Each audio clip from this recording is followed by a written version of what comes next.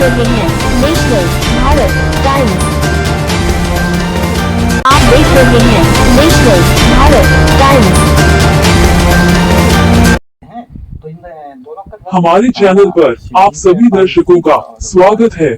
जनपद संभल पवन वन विहार आश्रम में संत शिरोमणि त्यागी जी महाराज एवं रविकांत जी महाराज होली के त्योहार को देखते हुए कैसे शांति का वातावरण बना रहे, इस विषय में बातचीत करते हुए मौके पर मौजूद हमारे संवाददाता हेमराज जी की रिपोर्ट। अच्छा, हाँ, ये भी बहुत गुड़ रहे। तो ये जो पारद जो है जब अच्छा उनको पाचन इनके जो संस्कार होते हैं वही तो होते हैं। संस्कारों में तो ये है समय के उनको जाना मारना ये सब किया जाता है और वजन भी नहीं बढ़ेगा, बढ़ेगा तो पच जाएगा। अच्छा, जैसे सोना आपने कितना भी गिरा तो 100 किलो 200 किलो 500 किलो 1000 किलो कितना। अच्छा, ये भी नहीं है कि वो एक पारद का शिवलिंग है तो इतना सोना खाएंगे कि आप शायद सैकड़ों राजा महाराज होंगे क्योंकि अंतोगता क्या होता है, इसका परिणाम क्या होता है ये भी तो सुनो। जैसे पारद शिवलिंग जो होता है वो एक फिर जब खाना बंद कर देते हैं सोने को, उसके बाद पारद अच्छा खाना बंद कर देते हैं तो बनाना शुरू कर देते हैं। अच्छा, पारसमणि जिसको कहते हैं, तो वो इस प्रकार से इसका मतलब ये है लॉजिकल विधान है जिसको समझना। लेकिन शास्त्रीय विधान ये है कि जब ये सोना खाना बंद कर देते हैं पारद तब ये पारसमणि है फिर बनाना प्रारंभ करते हैं। अच्छा, वैसे इससे जो है कीमिया वाले तुमने देखे हैं वो सारे इसमें लगे पड़े हैं कि पारद की रसम बनाएंगे फिर उसको सोना बनाएंगे। तो कोई सतवेदी है, कोई लाख वेदी, मतलब 1 ग्राम से लाख गुना सोना बनेगा या 1000 गुना बनेगा।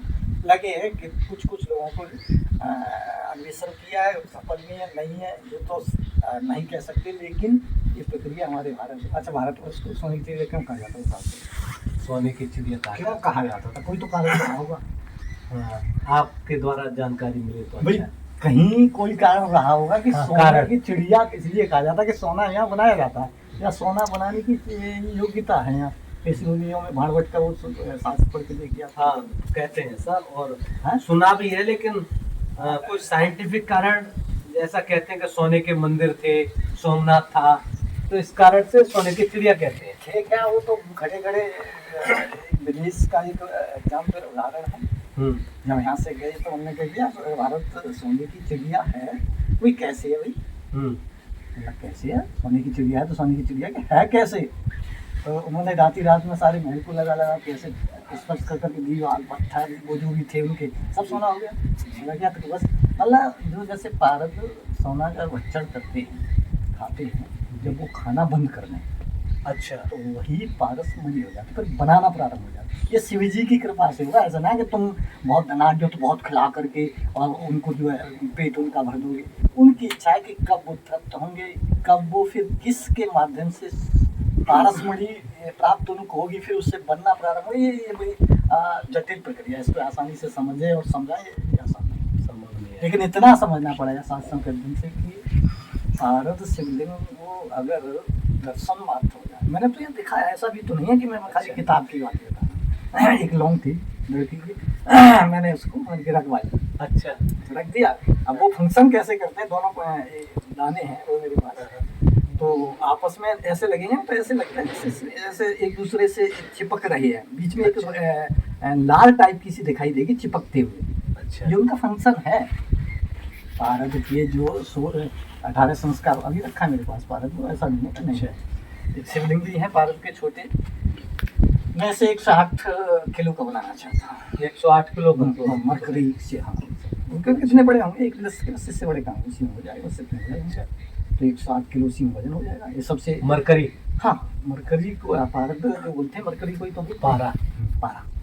हाँ, तो उसको तो उसे 108 किलो का शिवलिंग जो है संस्कारित करके फिर इसको जमाया जाता है। इसके तेगा और ये तो क्या बताएं, तो ऐसे सोचो अगर इसका गुटका बना दिया जाए तो आप अपने मुंह में रख लीजिएगा।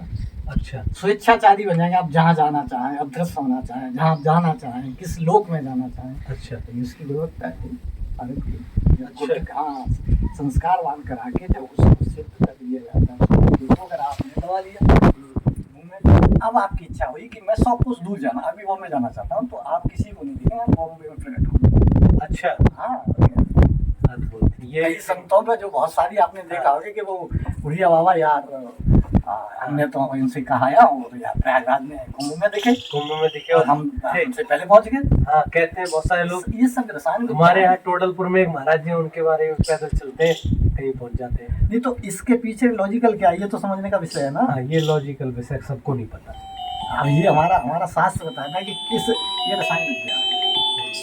जैसे आपको सिद्ध होना है, एक तो तप के द्वारा सिद्ध होते हैं, एक रसायन विद्या के द्वारा सिद्ध होते हैं। जैसे एक प्राकृतिक सोना जो निकल रहा है, एक कृत्रिम है जो बनाया जा रहा है, जिसको मैं बोल रहा हूँ।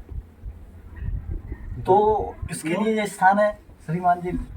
और बाकी ये जो स्थल है पूजा स्थल के लिए मैंने बनाया, इसमें चार इस सत्संग हॉल के चारों कोनों पर 4 देवालय हैं, जिसमें एक देवालय में आदिशक्ति दुर्गा जी विराजमान है। इस शिवालय में आपके शिव जी पार्वती जी का स्वरूप विराजमान होगा। इसके ठीक सामने आपको लक्ष्मी नारायण जी का स्वरूप विराजमान होगा। ठीक उसके सामने राम दरबार होगा। फिर ठीक इधर आदिशक्ति दुर्गा जी का राम दरबार के बीच के उधर वाले में जो मंदिर बना हुआ, उसमें आपके भगवान कृष्ण और राधा जी विराजमान है। और ये स्थान तो शिवालय का बनना है, आप इसे देखने आइएगा। ये जो स्थान आप देख पा रहे हैं, आपका सही करो, ये चढ़ने की सीढ़ियाँ हैं जी, इधर से चढ़ना होगा, बंदे बनाया है इसको।